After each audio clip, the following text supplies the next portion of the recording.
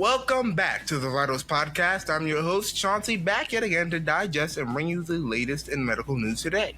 It is Monday, July 1st, 2024, and I do not have any stories for you today, but instead I want to share a narrative on antibiotics and phage therapy. As always, don't forget to follow the podcast and share it with your friends to keep everyone you know in the loop.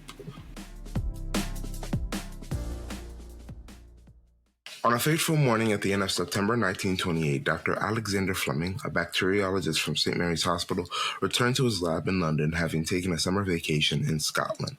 He found his lab bench messy, but it would prove one of the greatest mistakes in history. In multiple petri dishes grew colonies of Staphylococcus aureus, a bacteria responsible for staph infections. Still, Dr. Fleming noticed that a mold not intended to grow in the dish had dominated the controlled environment. This mold produced chemical weapons against the bacteria, which hindered the bacteria's growth. It took 14 years for Dr. Fleming to harness the antibiotic he had discovered, to refine it, and to successfully treat the first patient, a 90-year-old woman suffering from a streptococcal infection.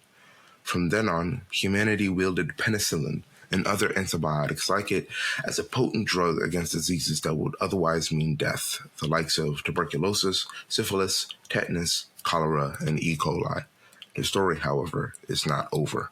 Antibiotics hinder or kill bacteria by targeting their vital processes: the synthesis of their cell wall, their hard skin, the cell membrane, their soft skin, proteins, their building material, and nucleic acids, their DNA. And plenty of bacteria share these processes. Antibiotics were praised as miracle drugs to humanity, and that reputation became a double-edged sword. On one hand, antibiotics saved millions of lives, but on the other hand, antibiotics became misused. The populace began overdosing on antibiotics or not finishing their antibiotics dosage. People took expired antibiotics for illnesses, animals were fed antibiotics for their meat, and humans took antibiotics for viral infections, which they do nothing against. This heavy misuse of antibiotics constantly applied selective pressure on virulent bacteria and presented a perfect opportunity for new bacteria to evolve. Now, take this concept, multiply it over dozens of patients who may or may not wash their hands in a high-traffic area, say a city hospital, and throw in the ability of bacteria to share these drug-resistant genes. It's all but guaranteed that a multi-drug resistant strain will eventually arise from the sickening, germ-filled ashes. Basically, humanity forced bacteria to adapt, to become resistant to our drugs. Bacteria superbugs like tuberculosis, gonorrhea, and methicillin-resistant Staphylococcus aureus, or MRSA, are already raising concern in the medical community. If nothing is done, an ultimate superbug, if you will, that is infectious, deadly, and resistant to a wide variety of antibiotics could cause the next pandemic. An ultimate superbug is the nightmare scientists are trying to avoid. But the story is still not over.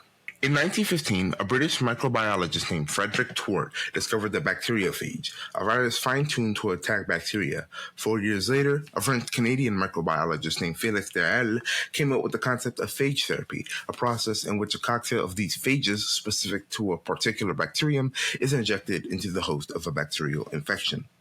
These microscopic assassins are so precise, so specialized, that human cells and good bacteria, our gut bacteria, aren't significantly affected.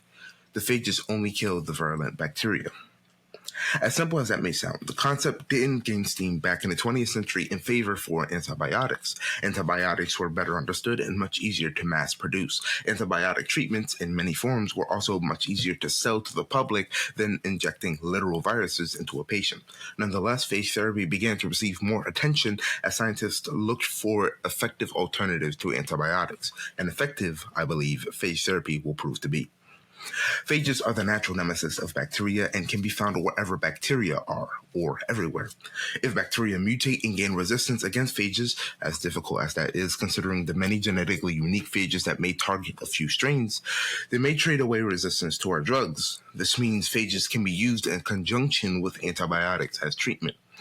While you only receive as many antibiotics as you are given, phages are programmed to multiply using bacteria. As they kill the targeted bacteria off, the phages will become without a host and stop multiplying.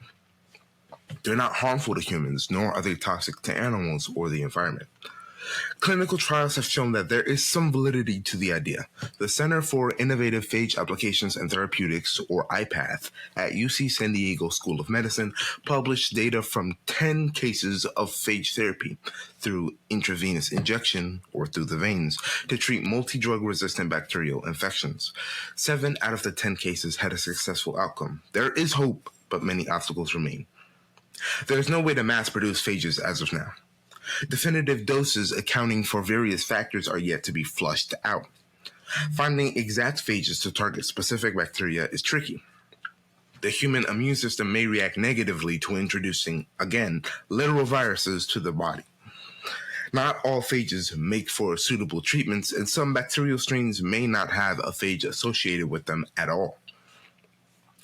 The discovery of antibiotics still stands as one of the greatest advances in medical history, one of many monumental innovations in medicine like anesthesia, vaccination, insulin, and organ transplants.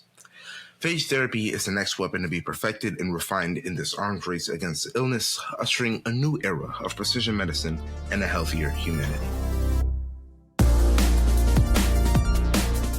That's all for this week's episode, so thank you for tuning in. Follow the podcast and share this episode with your friends. If you'd like your questions to be answered, remember to drop a response in the Q&A section of Spotify, and you may see it in a future episode.